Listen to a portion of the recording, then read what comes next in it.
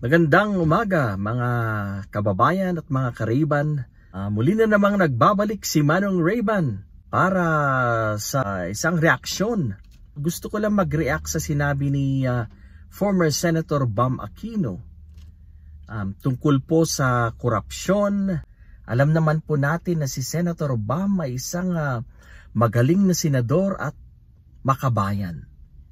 Maganda po yung kanyang record bilang isang senador. Dahil po sa kanya, siya po yung author po kung bakit nagkaroon po tayo ng libreng edukasyon sa kolehiyo. Dahil po kay Bam Aquino. Kaya para po sa akin, dapat lang na ibalik si Bam Aquino sa Senado. At ang sinabi ni Bam Aquino ay ganito, na ang korupsyon ay isang kanser ng lipunan. Mga kababayan ko, ang Pilipinas ay mayaman sa mga natural resources. Mayaman po ang Pilipinas sa kagubatan, sa dagat, at sa mga negosyo. Mayaman po ang Pilipinas. Tourism, mayaman ang Pilipinas. At marami pa po. Mayaman ang ating gobyerno. Kaya nga lang, kaya hindi tayo umuunlad. Kaya walang naipon sa kaban ng bayan ay dahil sa korupsyon, dahil ninanakaw, kinakain ng mga buhaya sa gobyerno. Yan po ang katotohanan. O dapat talaga na mabigyan ng lunas. Kung wala man po itong lunas, dapat po ma-lessen. Dapat kumunti. Dapat ma-minimize ang korupsyon na to. At nakita po natin yan sa panahon ni Pangulong Noynoy Aquino. Hindi man totally nalunasan ang kanser na yan, hindi man totally nawala ang korupsyon na yan, pero dahil sa kanyang napakagandang leadership by example, marami pong mga buhaya ang medyo natakot noong panahon niya. At alam niyo po ang napakagandang ginawa niya, even a former president, talagang hinabol niya si Gloria Macapagal Arroyo, at yun nga, nag-brace at nag-wheelchair ang madam. Madam Gloria Labandera. Kaya saludo ako kay Pinoy. Talaga isang magaling na pinuno, may pagmamahal sa bayan. Sana maging ehemplo siya. Sana maging mirror para sa lahat ng mga public servants, si Pinoy. Seryoso siya sa kanyang trabaho at ni Cinco, wala siyang ninakaw. Naniniwala po tayo dahil sa kanyang pong achievements, lalo na po sa ekonomiya. Napakaganda po ang nagawa ni Pinoy sa ating bayan. Kaya isang malaking challenge po. Isang malaking challenge para sa mga susunod na leaders ng ating bayan. Kung may magagawa ba sila sa sakit na ito, sa kanser ng lipunan na ito, ang korupsyon. Mayaman sana ang Pilipinas. Siguro kung wala lang kurakot, siguro baka hindi na po lalabas ang ating mga OFWs para magtrabaho sa ibang bayan. Hindi na po sila lalayo sa kanilang mga pamilya. Alam naman po natin na napakahirap na mapalayo sa pamilya. Marami pong nag-i-end sa broken homes, mga ganon, dahil po nagkakalayo yung mga parents. Dahil walang trabaho sa Pilipinas, mahirap ang buhay sa Pilipinas. Kung mayaman lang ang ating bayan, kahit di na po tayo lalayo. Dahil po sa trabaho na pwedeng i-create ng ating government. Kung may pera, pwedeng mag-create ng mga trabaho. Marami sigurado mga negosyong pwedeng maisip ng gobyerno. Pero ang problema nga, korupsyon. Parang yung isang tao na may bulsa, kada sahod, binubulsa niya, pero yung bulsa pala niya may butas. Ganun din yun. Sa magandang analogy, binubulsa nga natin yung mga kita mula po sa iba't ibang kayamanan ng ating bayan. Pero butas naman, nalalaglag din yung ibinulsa nating pera. Yan nga ang korupsyon. Dahil sa korupsyon, hindi umuunlad ang ating bayan. At itong mga magnanakaw sa gobyerno, mga buwaya, yan ang nagiging motivation nila para tumakbo. Ang magnakaw, ang magpayaman, yan. Kaya napakalaki talagang problema ito ng bayan. Kailan kaya ito matitigil? Kailan kaya tayo magkakaroon ng matitinong presidente? Yung pong panahon ni Pinoy, maganda po yun. Ulitin ko po, kahit na hindi perpekto si Pinoy, at least gumanda ang ating bayan. Ang problema, yung kasunod na presidente hindi kagaya ni Pinoy. Isang buwaya din ang pumalit kay Pinoy, kaya ganun po ang nangyari. Kung mautak sana tayong mga botante, kung mautak tayong mga mamamayan, ang pipiliin natin ay yung taong hindi kurap. Yung isang presidente na hindi kurap.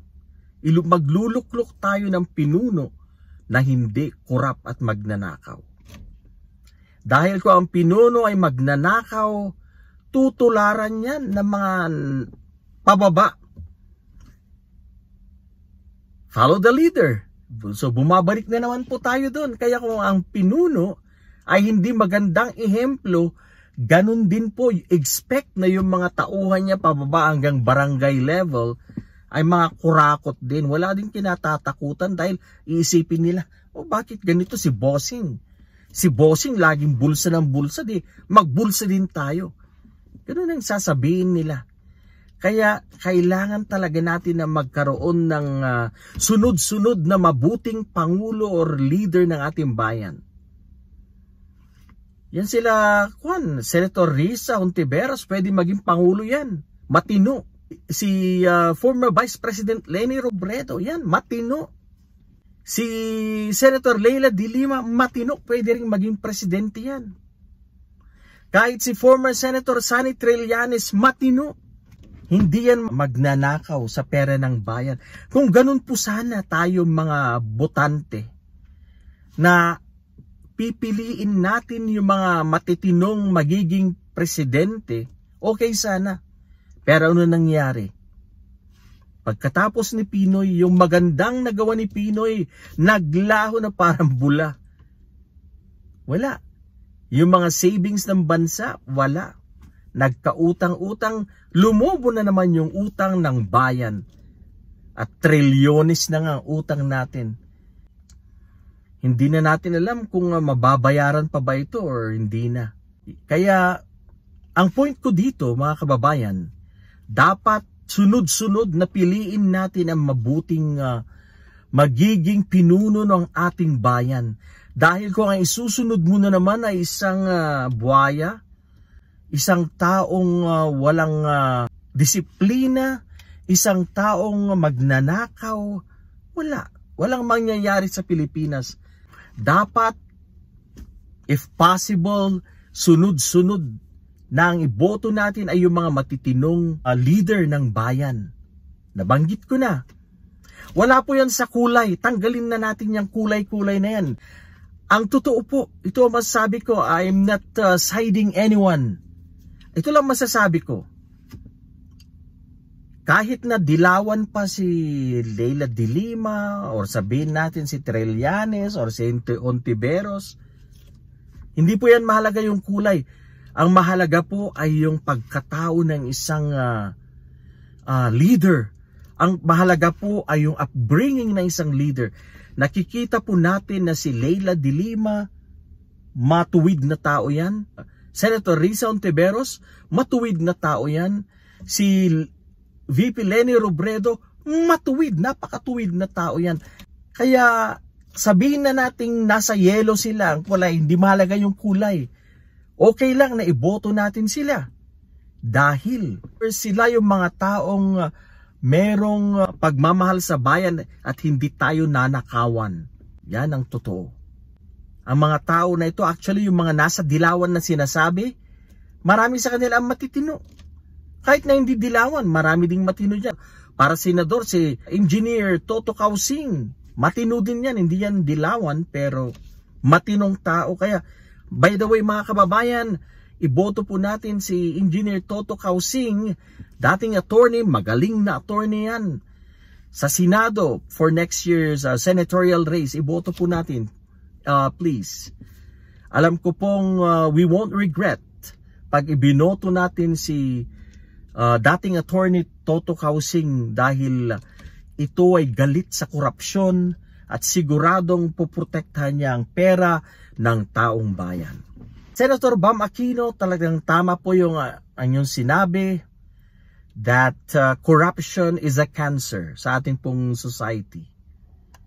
Mahirap talaga malunasan ito. It's not only in the Philippines, kahit po sa mga iba't ibang lugar, iba't ibang especially po sa Africa, marami din, malala din ang korupsyon. Kaya sakit po talaga ito na mahirap lunasan. Kailangan natin magluklok ng matinong mga pangulo gaya ni Risa Hontiveros, Leni Robredo, Sani Trillanes, Leila de Lima. Sila po yung mga klase na mga pinuno na dapat umupo para po malesen ang problema sa graft and corruption. Otherwise, kung ang ipapaupo nating pinuno maging presidente ay yung mga may bahid ng korupsyon, nakawala. Wala rin patutunguhan, patuloy pa rin ang nakawan sa ating bayan. Yan ang realidad. Kaya mga kababayan ko, napakahalaga ang eleksyon. Siguro sa marami, hindi nyo binibigyan ng importansya ang eleksyon. Sa inyo, matapos lang bumoto, tapos na. Mahalaga na piliin. Bago mag-eleksyon, piliin mo. Pag-isipan mo ng malalim kung sino ba ang iboboto mo. Dapat yung mga pinuno na alam mo makakatulong hindi lang sa iyo, makakatulong sa buong bansa. At matutulungan niya ang Luzon, Visayas, Mindanao. Hindi lang yung matutulungan niya sa Davao or sa Mindanao, hindi yun. Ang iboto natin ay hindi lang yung kapwa mo Bisaya, kapwa mo Ilocano, no. Hindi yan magandang pamimili. Dapat pag namili tayo ng mga iboboto, dapat yung alam nating makakatulong sa lahat. Yan ang tamang pagpili. Iwasan natin maging selfish. Hindi lang yung sarili natin ang iniisip natin na gusto natin maging pangulo si BBM dahil tayo taga Norte or tayo Ilocano, or gusto natin maging pangulo itong si Sara designated survivor dahil katulad natin siyang Bisaya or kababayan natin sa Davao. Hindi yan ang tamang pagpili. Dapat ang isipin natin kung sino yung pangulo na alam nating makakapagbigay ng isang magaan at magandang buhay para sa lahat ng mga Pilipino, para sa lahat ng mga mamamayan. Ganun po ang dapat ang pagpili. Hindi yung iniisip lang natin yung, kaprobinsya ko yan, karehiyon ko yan. You know, dyan po lumalabas yung regionalism. We're divided. Dahil iniisip po natin na, dapat ang iboto ko itong katulad ko ring Ilocano, itong katulad ko ring Ilonggo, itong katulad kong Bisaya. Hindi dapat po ganun. Kaya mga kababayan, mag-isip-isip po tayo. Kailangan nating bumoto, pumili or piliin ang tamang pinuno. Ako'y nang hinayang sa mga nagawa ni Pinoy. Naglaho ang lahat. Nawala ang mga naipundar ni Pinoy para sa bayan. Kinain ng sumunod na administrasyon. Talagang I was so disappointed dahil sa hindi magandang performance ng past administration. I hope na itong administrasyong Marcos na to, sana'y mapaganda rin nila ang buhay kahit man lang hindi perpekto. Alam natin nagmamahalan ang mga bilihin ngayon. Sana naman mapaganda natin ang buhay, at least merong pagbabago kahit kunti man lang, kahit hindi man makamit diyang 20 pesos per kilo na bigas, basta at least mapamura naman ng konti yung mga bilihin para gumaan ang buhay, dahil marami sa ating mga kababayan ang nahihirapan, nagrereklamo sa taas ng mga bilihin, tubig, ilaw, etc. etc. Kaya panahon na mag-isip-isip tayo at magising tayo sa ating pagkakabangungot. Bangungot ang hatid ng nakaraang administrasyon. Dapat mamili tayo ng tama sa araw ng eleksyon. Ipaupo natin ang mga taong karapat-dapat na maging pinuno ng ating bayan. Dapat yung mga taong malinis, yung mga taong may takot sa Diyos, may pagmamahal sa bayan. Dapat yung mga taong mga pinunong hindi pretender or mapagbalat kayo. Hindi yung mapagkunwaring mga leaders. Dapat ang piliin po natin yung mga honest, mga totoong, tunay na leaders. Sila po ang kailangan natin para gumanda ang ating kabuhayan. Mga kababayan, medyo napahaba po yata ang aking reaksyon. So I think dito ko na po puputulin ang aking reaksyon. I hope na nagustuhan po ninyo at makapag-isip din po tayo. Dahil kailangan natin makialam, dahil ito ay ating bayan, ito ay ating kabuhayan. Anyway, marami pong salamat sa mga patuloy na nanonood sa aking mga videos. Please, mag-subscribe po kayo sa mga hindi pa po nakakapag-subscribe kay Manong Rayban. Hindi po tayo abogado, wala po tayong background sa political science, kung ano man dyan. Mula po sa kaisipan ng isang ordinaryong Pilipino, isang ordinaryong mamamayan. Thank you sa lahat at mag-iingat po tayo lagi. Bye for now!